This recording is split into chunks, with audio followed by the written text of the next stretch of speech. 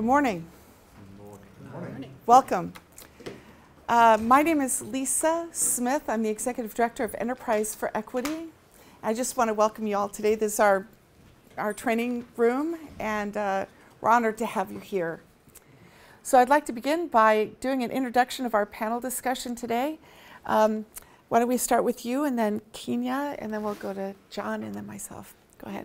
Hi everyone, I'm Rachel Petitt. I'm the Farmer Veteran Coalition Program Director. I've been with FVC for about 5 years.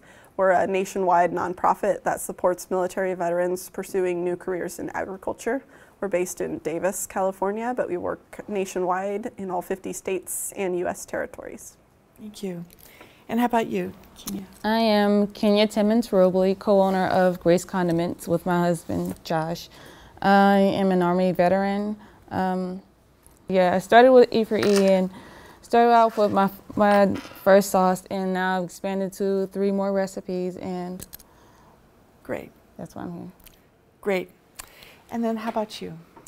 So my name is John Adams. My company name is Sound Fresh Clams and Oysters. We're a family, total family is engaged. My parents, my wife, my kids, my nieces. We sell out of the farmers market here in Olympia. And did I answer all those questions? That's great. Yeah. Our hope for this morning is to just open your eyes and your perspectives around the Farmer Veteran Coalition and the Fellowship Grant Program.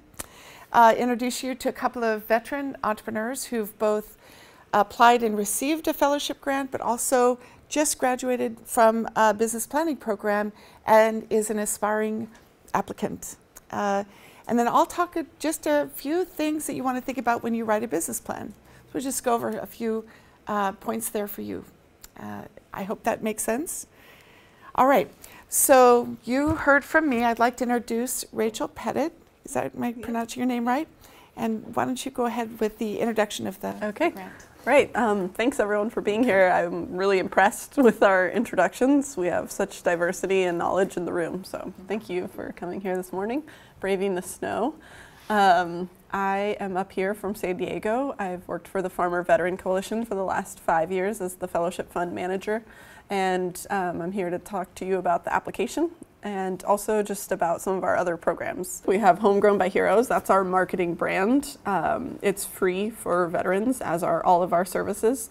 So anyone that is a 50% veteran owner in a business can apply to have this brand, and it helps consumers differentiate your product on the shelf. So if someone's in the farmer's market and they're deciding between these tomatoes and those tomatoes, they may be able to recognize the Homegrown by Heroes brand and choose to support the veteran-produced product.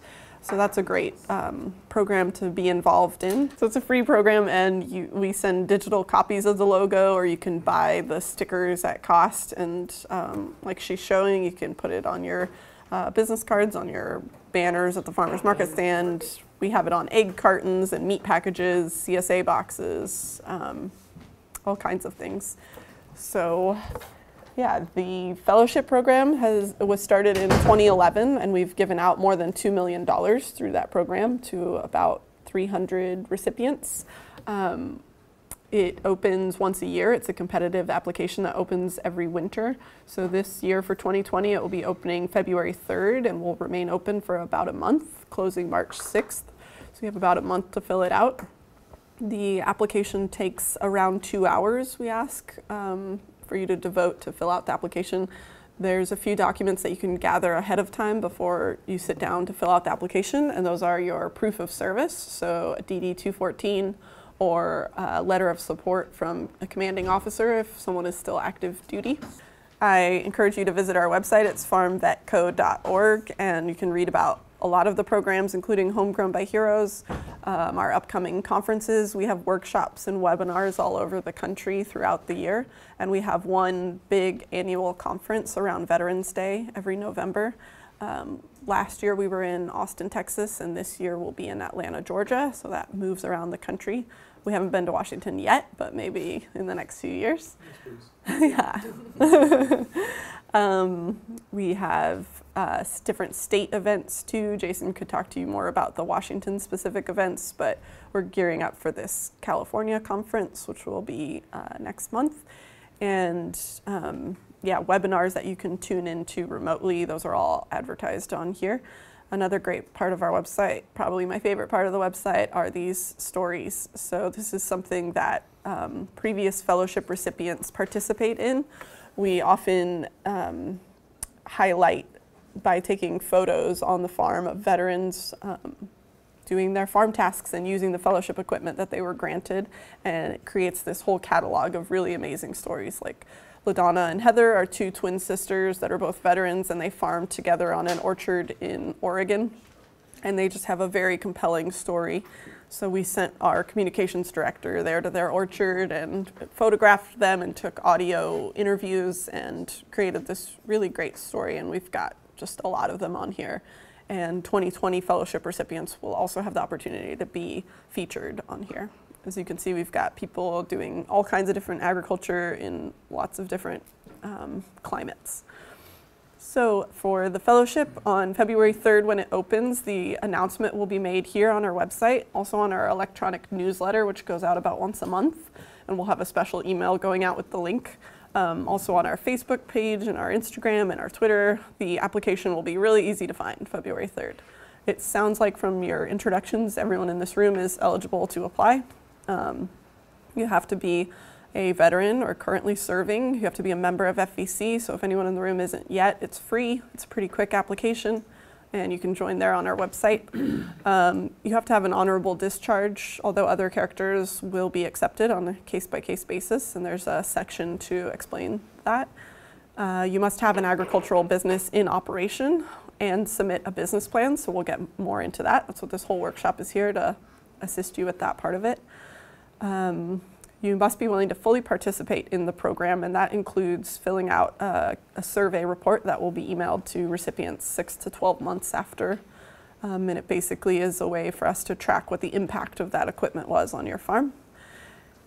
And you may be asked to be a mentor for another veteran. So a lot of what FVC does is connect experienced farmer veterans with beginning farmer veterans. So those in the room that are in their first few years, they could ask for a mentor, and we would connect you with someone, whether it's someone in your community or if you'd prefer someone far away. You could, see what your business idea looks like in another part of the country.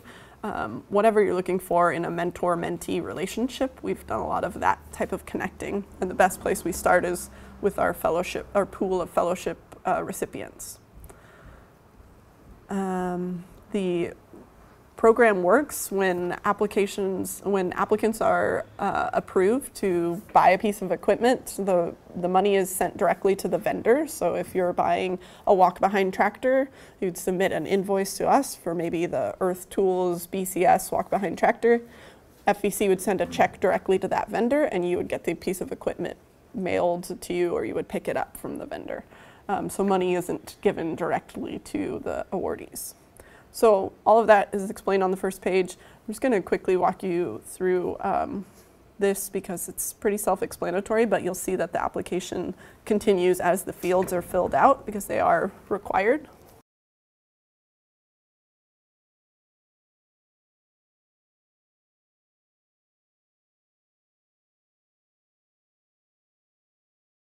For the field dates, you'll follow the help text on there, doing the 2-digit, 2-digit, 4-digit. And it will ask a few questions about your military service. Again, the field dates are important. If someone is still serving, the date of separation would be today's date.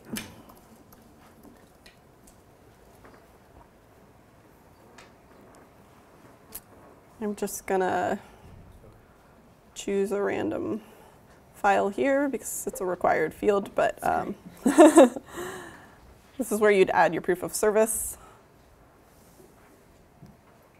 A little info about deployments.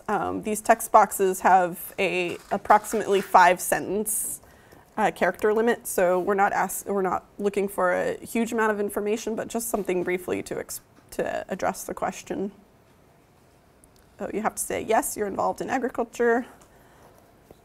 Business name. A business website or Facebook page is not required, but we do encourage it. just because it's a really helpful thing to have for your business.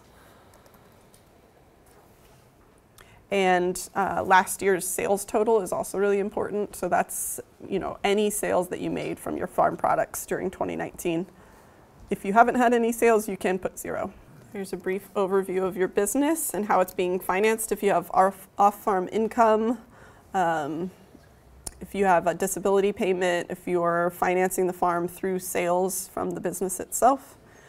You're going to say whether you're certified organic or sustainable, no-till, conventional, number of acres. We also have a program with Oregon Tilth and CCOF to waive a good part of the certification fee to get certified organic, and that's available to any of our members. So if someone was interested in transitioning to organic, definitely talk to us about that. Let's see, this part is pretty important. Whether you own a tractor or not, doesn't matter so much, but you want to put the details in here because our Geared to Give program with Kubota is wrapped into this fellowship application. So every year, Kubota donates 5 tractors from their L series, which is a compact, pretty small tractor, and awardees for those 5 tractors are chosen from the pool of applicants that fill out this application. So it's okay if you already have a tractor or if you don't, but you would describe what the conditions of your tractor are, or if you don't have a tractor, what you're looking for in a tractor. The tractor that Kubota gives is about 28 horsepower, so it's good for a specific type of operation. And for the 2020 fellowship, we are not inviting previous fellowship awardees to reapply. Tractor Supply gift certificate awardees are still invited to. The folks that were not awarded a fellowship but got a $1,000 gift card can still apply. So you have to say no there. And we're asking about long-term and short-term goals of your business here for the next 12 months and for 3 to 5 years and beyond. And then finally, the very last section, you're going to explain what you would purchase with your $5,000 fellowship. So we're really looking for one piece of tangible equipment here. It's better to have a pretty concise idea of what you're going to purchase rather than a longer list of items or multiple things. You want it to be about a $5,000 max. It can be less than that. It could be a little bit more than that, but you would be willing to pay the balance. Anything over $5,000 you would pay the difference of. We do the evaluating. Our advisory committee reviews the applications for fellowship, $5,000 fellowships, and for the tractors at the same time to make sure that no one gets either, both, or that someone that should get one doesn't get neither, if that makes sense. So, we try to avoid someone getting both in 1 year. While we're on this page, can I add something? Yeah. So like Lisa mentioned earlier, I'm an E4E graduate, 2016, I believe. Could have been 2017. I was a FEC fellowship recipient for 2017. And so one of the components of the E4E program is you actually build your business plan. But in addition to that, could you scroll up like maybe just 2 blocks? All of these components, your short-term goals, your long-term goals, your background, your story, what key components of capital investment do you need, are all identified in the construction of your business plan. And so that's the unique reason why E4E and FEC are partnered to bring you this workshop, is that in the construct and in the execution of the business planning program, you already have all of this in Word somewhere. And so now you're just copying and pasting.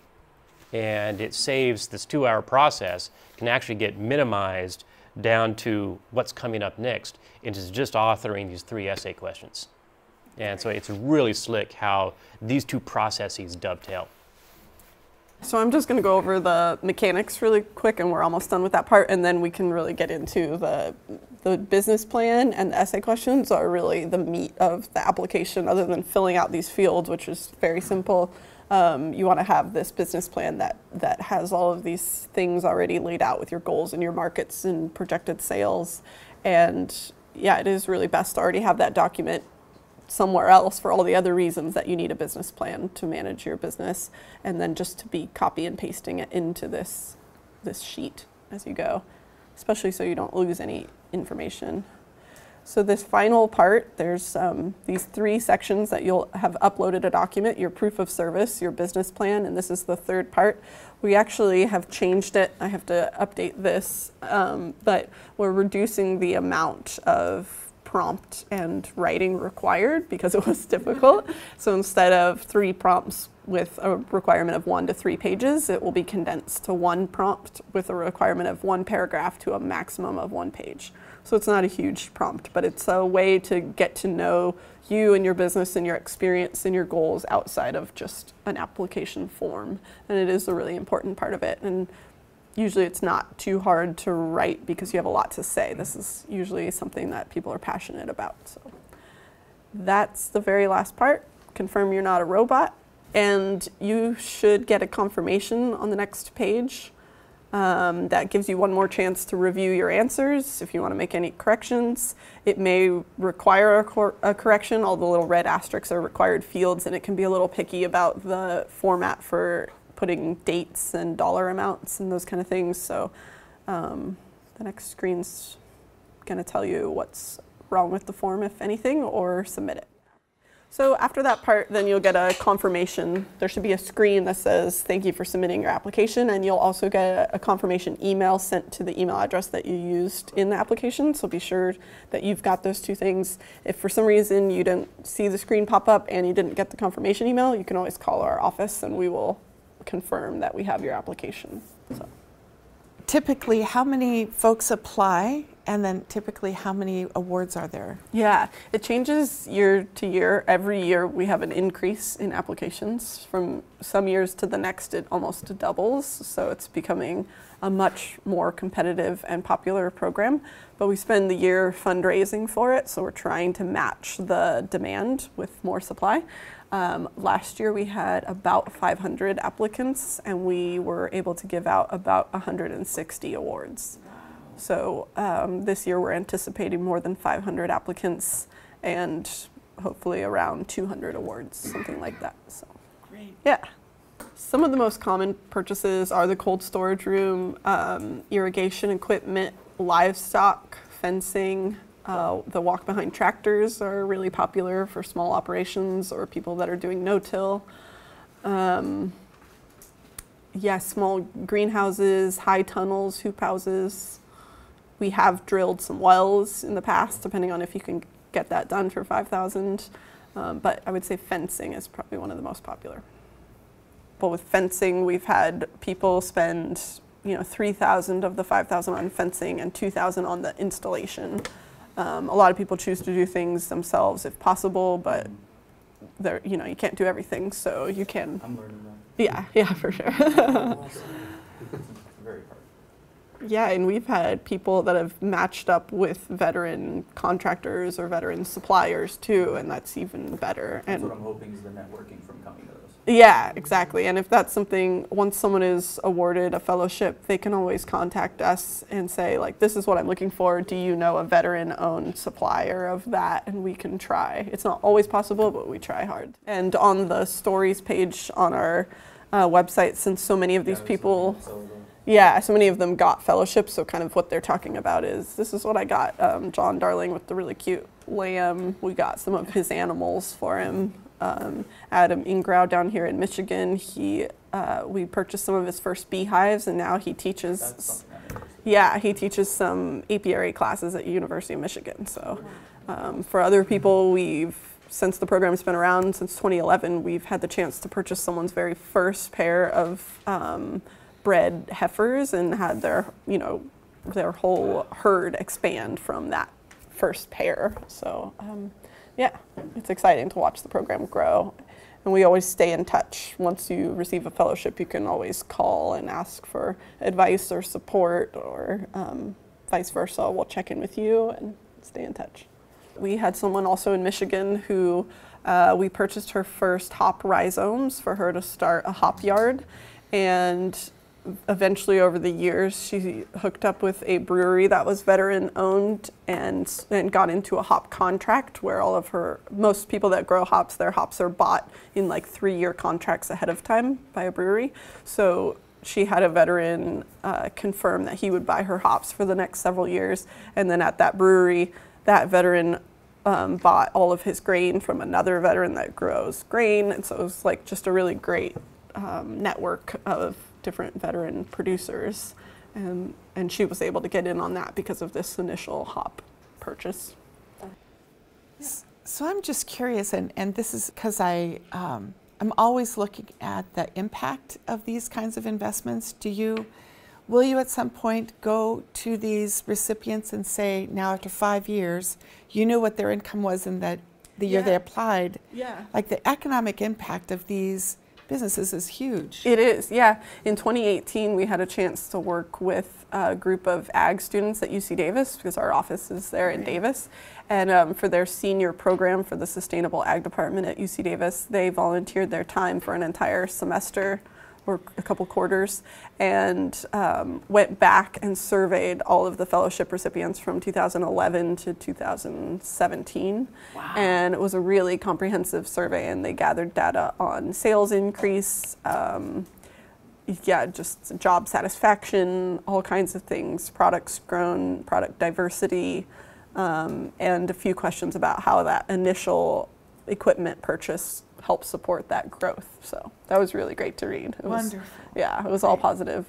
I think we got about 90 responses to that survey, and of the 90, only 2 people were no longer farming, and it was kind of due to just unfortunate circumstances. So there's also a really high retention rate of people that stay farming. Right. Yeah. Awesome.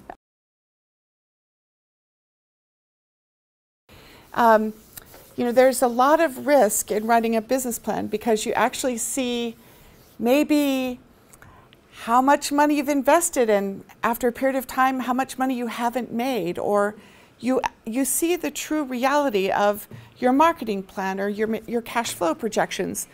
And so my question to you is, of course you had to have a business plan to apply for the grant, but I want you to speak to the why. Why is it important to have a plan? And what about that business planning program helped you the most? A business plan provides clarity. I think we're kind of in the same box where we'd actually rather be out in the farm or doing our sauces, but we want to be growing. Speaking for myself only, I'm a kinetic guy. I want to be outside doing things. And so being inside, doing my admin work, adhering to my regulatory requirements, keeping my financials clean, is not something that is first nature to me.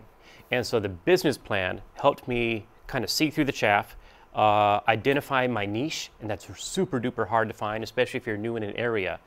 But also identified where my weaknesses are, which means I have this area that I specifically need to put extra attention to.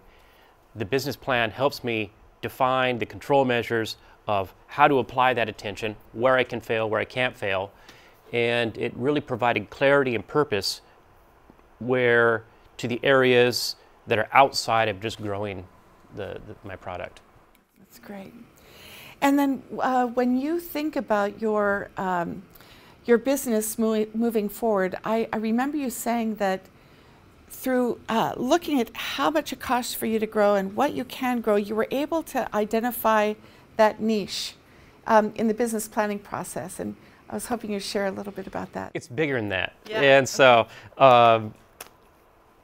one of the cool things, once you go through, I had looked through a business plan on my own and just like, oh God, this thing.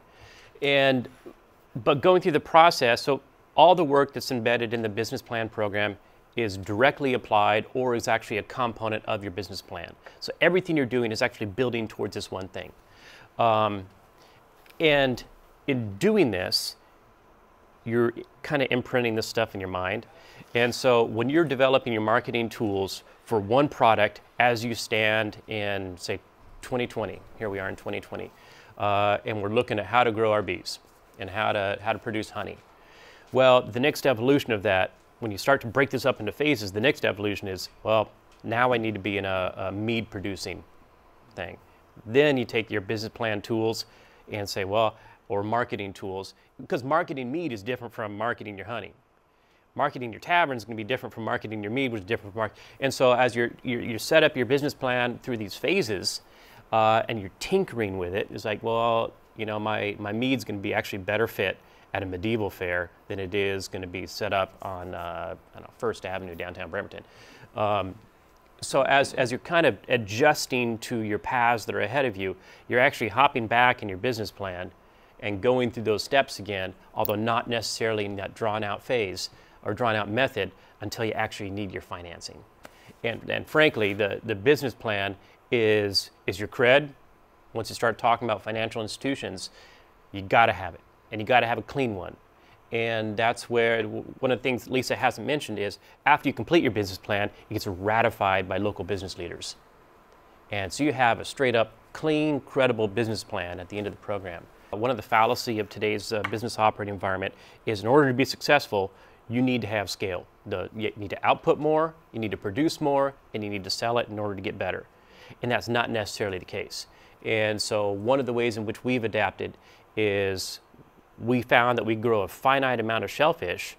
We're figuring out how to maximize our retail value either by positioning within our niche or providing some services like I can get, I don't know, 50 cents an oyster at retail, maybe, all right, 75 cents an oyster at retail price. But if I shuck that in someone's living room at a wedding or a corporate event, now I'm getting $3 an oyster. And it doesn't take a whole lot more overhead. And so now so then we take our business plan process again, say, well, now we know that there's 700 people in Thurston County that we need to market at in order to achieve this. And so that's where the business plans really help deliver that for us. And then you also started growing the Olympia oyster, it was a unique oyster. It's going to take a long time, but I thought that was a very cool story. Yeah, for you guys that don't know that, the Olympia oyster is kind of groovy in that it has a 5-year life cycle and it's really temperamental. But it's the only oyster that's native to the West Coast, and that's its own niche in itself. And so because it's temperamental, there's a lot of risks involved with it. Like you can lose 2 years crop in 24 hours. And so how to mitigate these risks, how to layer this mitigation in different ways that something's going to happen. We're farmers, even within the food trade, something bad happens all the time. How do you survive getting one leg knocked out from you? And there's actually a thing called, a resiliency business plan, contingency business plan. And it's straight up critical. So how do you survive these setbacks? And if you are weak and shaky in one area and all your eggs in this one basket and you drop the basket, well, there you go. You're 40 to 70% of companies don't survive a catastrophe. And we want to be that 30% that does survive it. And that's where business planning, contingency business planning helps you do that. Great, thank you very much. And we're going to come back to you at the end. So I'd like to spend a little time having Kenya present. This incredible veteran came to our program. You already had a business, but you wanted to learn the components of a business plan for your sauces. And so I wanted to just have you begin with telling your story. Okay, well, my story starts with experimenting after learning more about my heritage, and then it kind of dipped into sauces. I had a business before.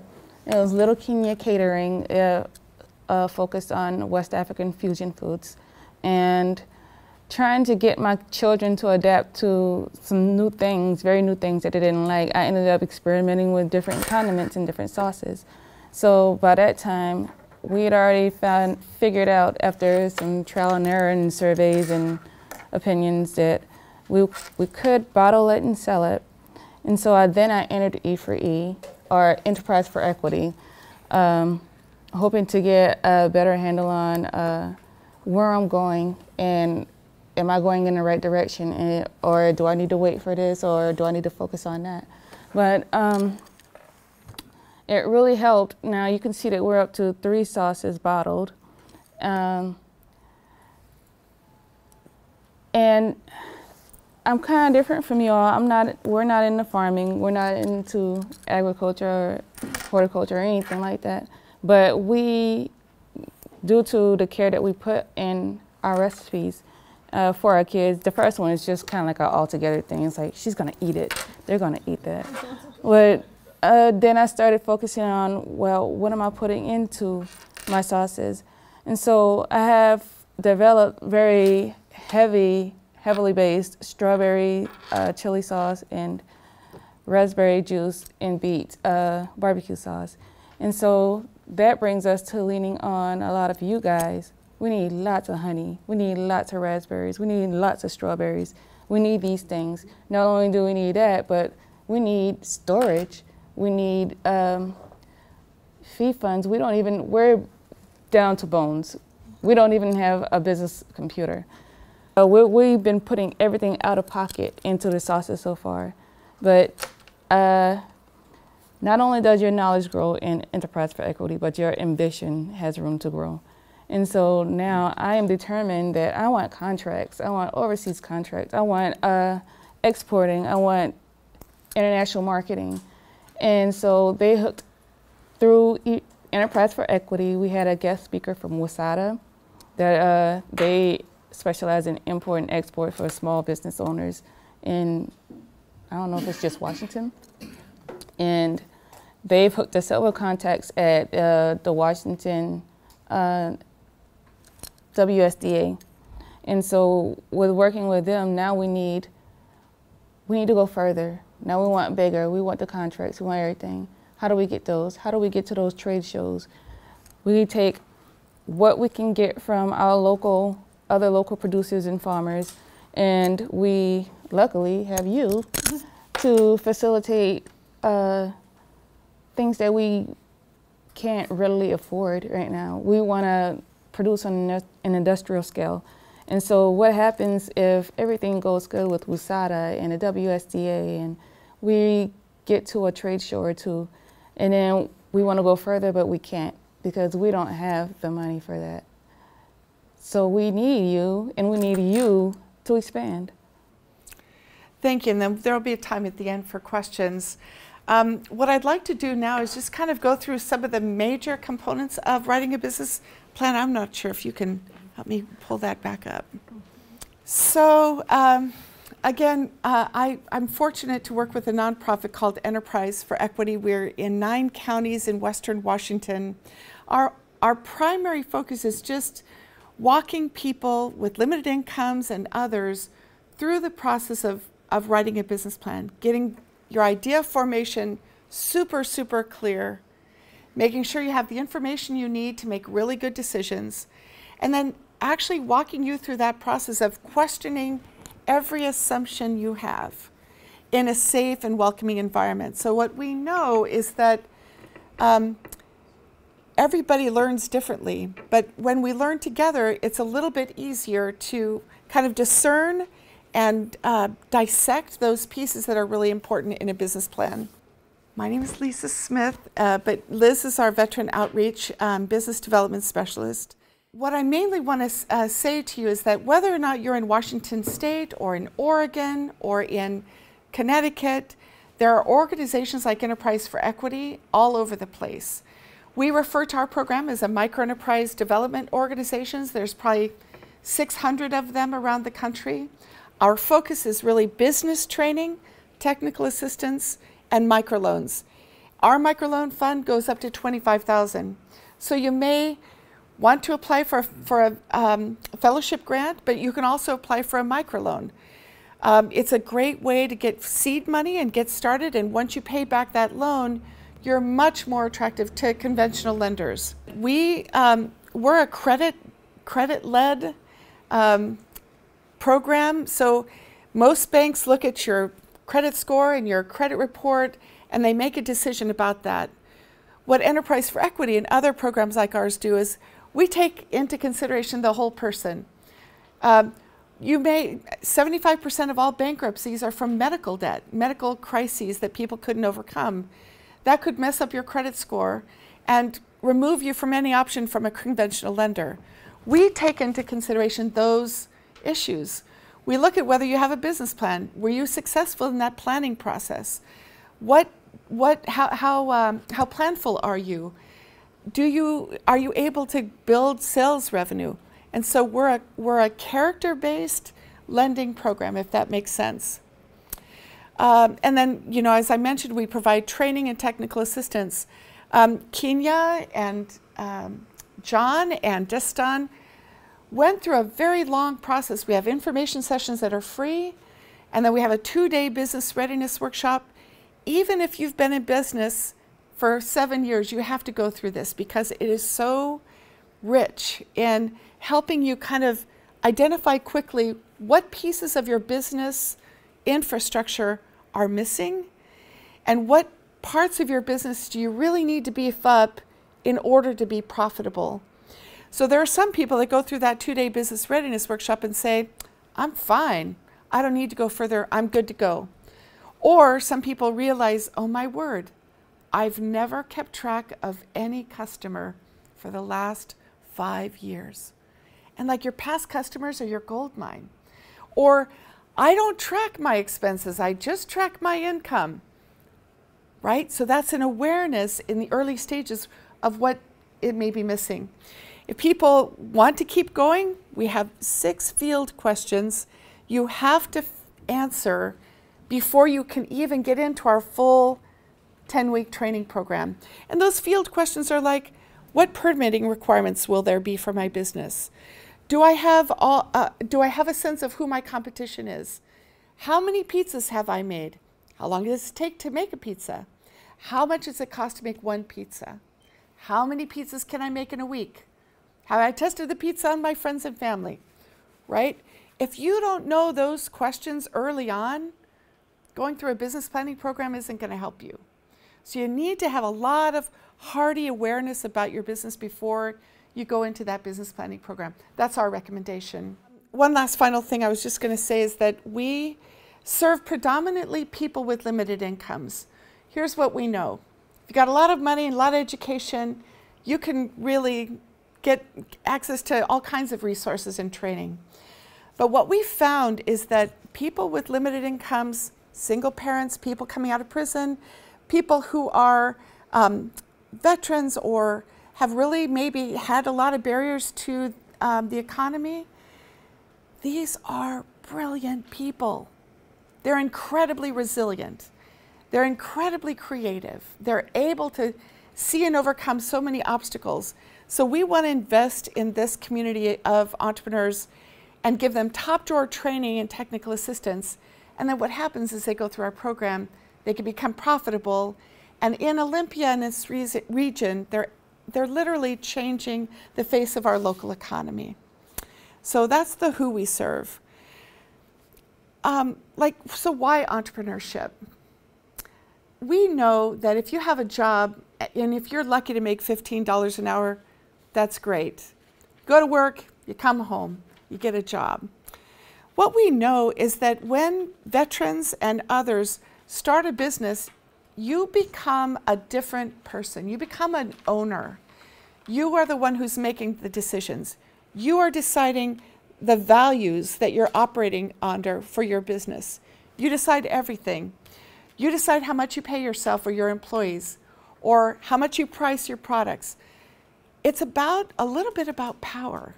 When you're an entrepreneur, you are a boss and you have the power and the leverage and the capacity to make really good decisions. And why a business plan? You know, you've heard all the statistics about businesses that fail in the first 5 years or whatever. Those are the ones who don't have a plan. And so what we know is that when in a safe environment like our classes, entrepreneurs can really look in a sober light of day what their business is, what it actually provides to the community, whether or not there's enough people in the community for it to be a market, whether those people who are your market have enough discretionary income to buy your product. When you have a safe place to ask all those questions, answer those questions, do your homework, do your research, you come out with a better understanding and a better way to make decisions. What we know too is that if you have a business plan but you don't have access to credit or a fellowship grant of this kind, it's super hard to grow or to make any kind of progress. So we build these entrepreneurs' capacity to think through those business or financial decisions so they can apply for a loan or a grant. Does that make sense? Okay. But in a typical business plan, you want to have an executive summary, and that just tells you the big picture, and I'll go into more detail here. You want to have a management and operations plan, and that's just how you're going to get this tomato that's processed in a salsa into a packaged thing, onto a truck, and to the market. What is your management and operations plan? If you can't really figure that piece out, it's super hard to reduce your costs or to leverage different advantages. So that's a really important part of a business plan. Your marketing plan is extraordinarily important. If you don't have a market, you don't have a business. You have a hobby. And so really understanding your market and how to reach that market is critical. And then finally, a financial plan.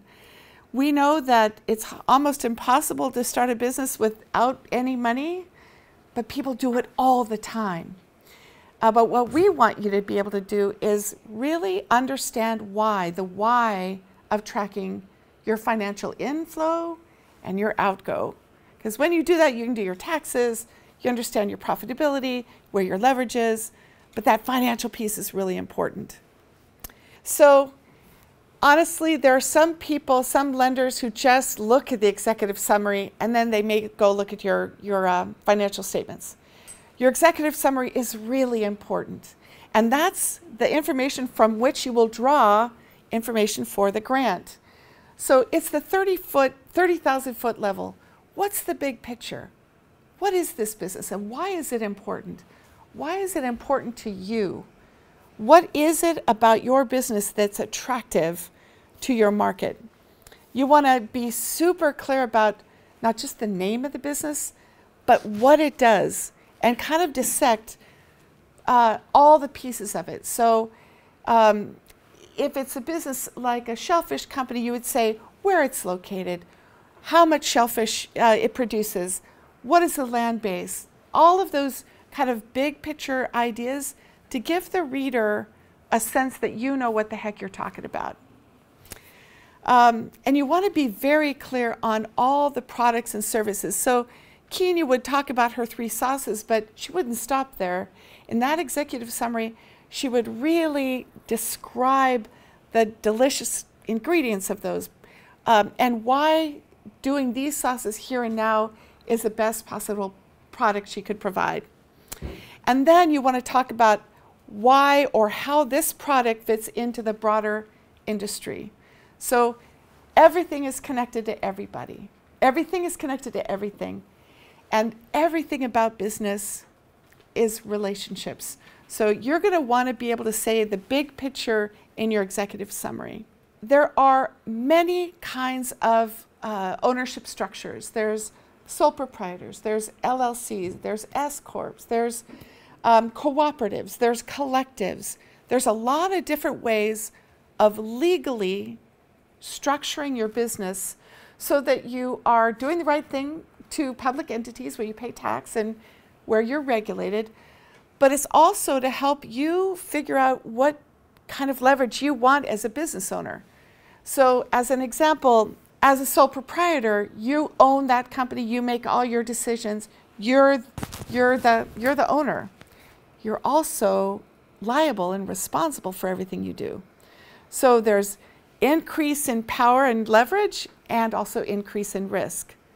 If you have an LLC, and these are just examples, very broad examples, you have an LLC, that body or that entity or that board, they have a lot of leverage and authority, and you just do your own work, but you have very low risk. The LLC is taking on that risk. Does that make sense? So every decision about your legal structure has to do with how much leverage and responsibility you want. Does that make sense? Now you can mitigate your risk as a sole proprietor by having insurance, right? So there are a lot of different ways of that, and we go into just excruciating detail about that. And And then we also want to have you all really build your capacity in understanding what the regulatory environment is. So businesses that really do their best to abide by all the legal, environmental, and social requirements for their business, they often do the best. They're above board. They're the ones that are able to manage those regulatory pitfalls. What's hard about that is that it often costs money. If you're a contractor, you want to get bonded and licensed. It costs money. So having a legal business is just a really good thing. And then we help you walk through that process. I mentioned a little bit about the ownership and management. We have an incredible partner in this state called the Northwest Cooperative Development Center.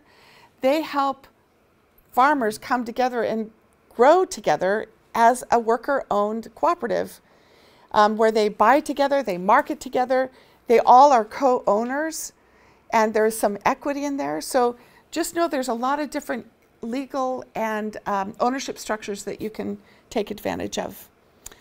And then also, if you have employees, or even if you don't, let's say you have two people, you and your husband, you want to really be clear about the roles and the responsibilities of the people in your business so that the reader knows that you understand how each person works and what the role of each person. Because when you show that lender or a reviewer that you know who's doing what, they see, oh yeah, she's minimizing confusion because the roles and responsibilities are outlined and defined. And then staffing schedule, there's all kinds of different other parts of this.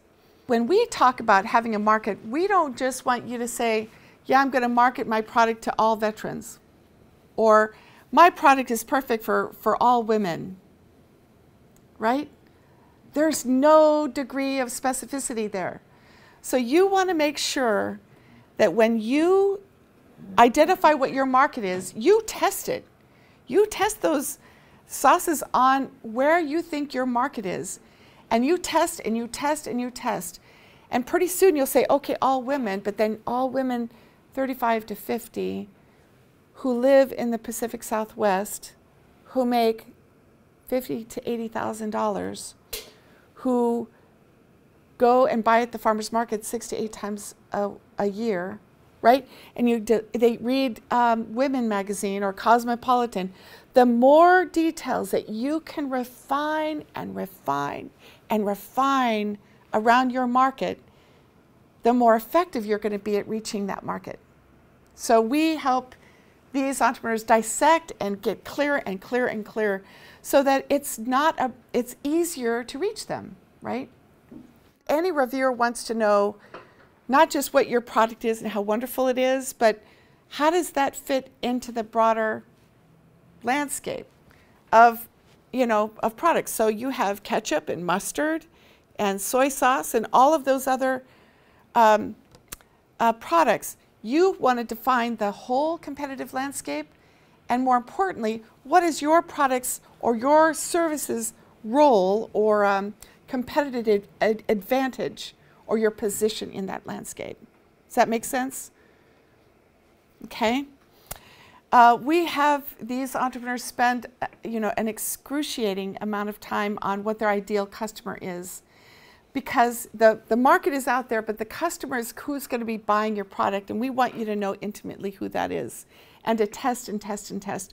So we have you walk through the process of actually drafting a survey, and then we don't force you, but we require you to use that survey on your potential customers. What's the maximum you'll pay for my salsa? So you want to know more about that customer than anything else. Last thing I'll just say about pricing. We work with a lot of people who are phenomenal at their craft, whether it's a landscaper or a doula or a midwife or audio installer in cars. We work with everybody from piano tuners to dog trainers, web design artists, right? They're excellent at their craft. They're good at their craft. But often, their sense of value or their sense of understanding of the value of that product or service is way lower than the actual value. So we have to wrestle often with the entrepreneurs who go through our program. Wrestle, literally wrestle with them. I mean, not physically, but to help them really get how valuable and how good their product is, so their pricing is at the market, what the market will bear. If they price their product down below, there are studies after studies after studies that show that people will buy this higher priced product over and over and over and over because the perception is it's more valuable, it's a better product. And so we help people make sure their pricing is right where it needs to be, and it's a really critical piece. And then distribution, there's so many other pieces of it, but distribution is how you're going to get that product from your warehouse or your manufacturing facility to the market, and that is a whole nother huge process, but we walk you through that. The financials for some people are great because they love to talk about money and profit, but for many people, the financial part of running a business is the most frightening. And I would say not always, but a lot of it is about our relationship with money. Maybe we didn't grow up with a really good relationship with money. Maybe we didn't have a lot of resources, so we don't want to see on paper how bad the financial picture really looks. So we don't want to do anything about it. We just want to kind of keep it in the down low or underneath. What we love to do is talk about money, and we want to help our entrepreneurs feel confident and comfortable and easy about money, because funding and financing is the kind of the lifeblood of any business. And if you have a good relationship with your value that you create, the value of your product or service, the value of that product or service in the market, then being able to be transparent and clear and vulnerable around money at first is really important. So we spend a lot of time on cash flow. And basically, if you think about your financials, you're like your profit and loss statement, your balance sheet, that's a point in time, that's the reality right there that reflects where you've been. Cash flow talks about where you're going. And so I don't have a cash flow sheet here, but if you can imagine a spreadsheet that has, at the top your sales, right? And then at the bottom all your expenses. And let's say you have sauces. You can identify each product and how many you want to sell, let's say 30 a month at first. Each one of those sales you can articulate in the actual cash flow plan the cost of that one bottle. And then you can manipulate on this sheet, let's say I want to do 60. Well, those numbers are the cost of that 60 goes up. So your expenses and your income are calculated automatically at the bottom of that cash flow sheet. We spend 8 hours on that. Why? Because when you know what's coming up, when you know you have a huge bill to be paid in April, and you know that your sales aren't going to really happen till May, you see it and you can call your supplier and say, look, can I get you that payment in May? You're calling in January. You're not calling in May or April. You see what your expenses are and where your revenue is going to come in. And what does that give you? Confidence. And it gives you a capacity to make really good decisions. Sources and uses, it just talks about what products you use to make your ingredients, you make your product, and then what do you use it for? We have you go into a lot of detail about that. Articulating your equipment and supplies. So often we don't even think about like rent or telephone, but all of those expenses, your fixed costs are those expenses that are the same every month all the way, and your variable costs are the costs that go up and down based upon the number of products you sell. So we just help you keep track of that. And then you have documentation. We have, in your business plan, you have to have a lot of documents that help buttress the components of your business plan. You may think, as a business, before you have a business plan, that what you need is like a marketing plan. You need a new logo, or you need letterhead. But what having a business plan helps you do is see all the parts of your business, and you can see where is the problem. I want to sell more product, but I don't have a market, or I want to sell this product, but I can't get the supplies. The business plan helps you isolate where the critical gaps are in your business so that you can figure out what you want to invest in. We want you all to do scenario planning. If I create a new sauce that is actually using kale, for example, because there's a new emerging market on kale, how profitable will I be? So you can do that scenario planning on paper before you actually get it done in your business. What we want you to be able to do is not just identify the cooler or the tractor or the hives, but why that hive or why that tractor will make a difference in your production. Why that production increase will actually matter when it comes to profitability or your ability to reach a new market. So, you know, you could use it, likely a lot of them. Would you say the largest percentage of the grants are for equipment? Yes. Yeah, so equipment and supplies, inventory, that's really just making a lot of your products so when, let's say in the Christmas season, you are ready to sell them. You're growing your inventory. Can you use it for training? Let's say you want to get certified as a chef. Yeah, it's less common, but yes. So training, or if you're in contracting or you need a bond or licensing, you may want to go to different conferences. For our loan fund, you can use it for any of these can be used. Or you want to do branding or marketing. Those are definitely what we would be able to use a microloan for, or professional fees. There's just a small list, but you want to think about not just that sexy equipment that would be great to have. You want to be able to describe why that equipment would be valuable and why having that equipment would translate into value or profitability. We want you to have the highest leverage or the highest impact, the highest value for that $5,000 investment. And so we talk a lot about, in our program, we require every business to have a triple bottom line.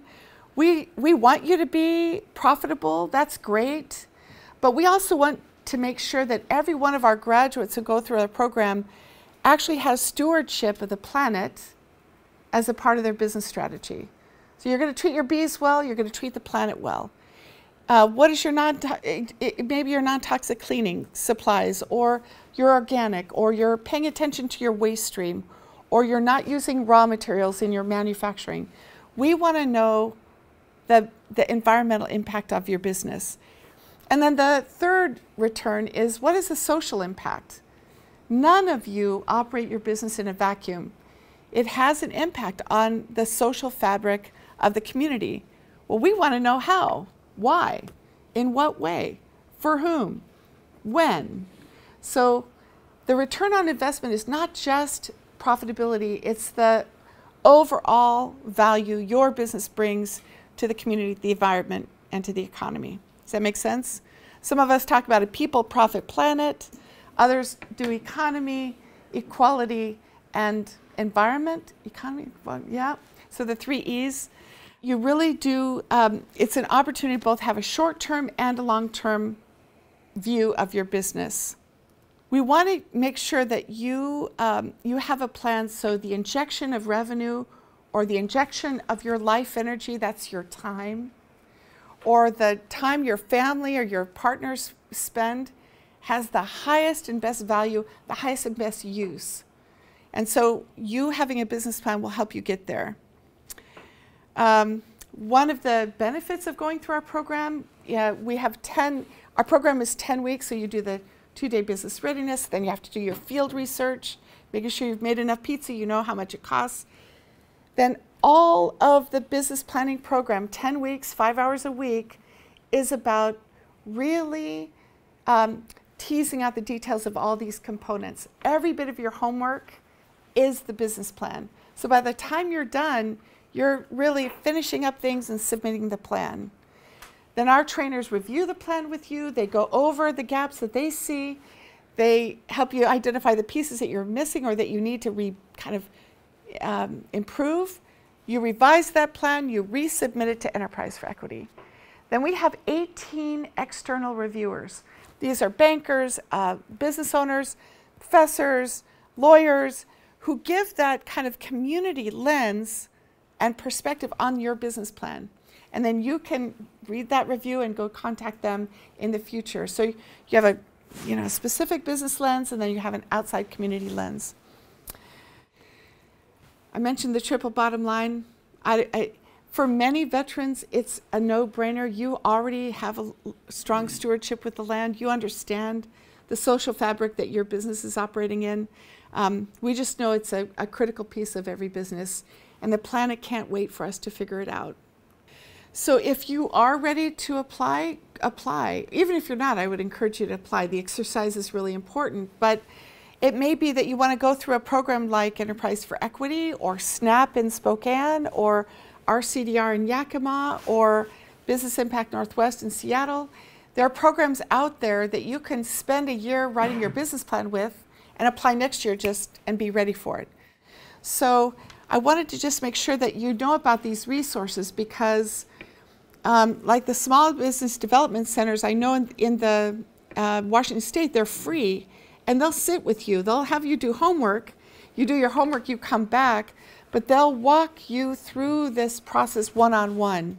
They really serve kind of a larger, businesses that are larger, but just know that there are resources available to you. There's online business planning courses. There's the Small Business Administration is an incredibly important partner, and they have a website with cash flow projection sheets you can just download and work on. So they're an amazing partner. Also, AEO is our trade association. It's called the Association of Enterprise Opportunity, and you can see members like ours all over the country who do the training, technical assistance, and microloans.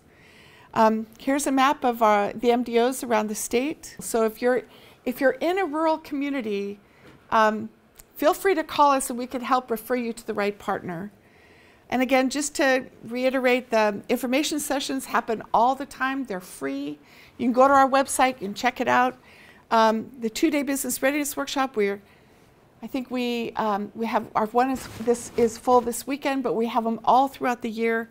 And then we do 3 to 5, sometimes 6 business planning programs throughout the year.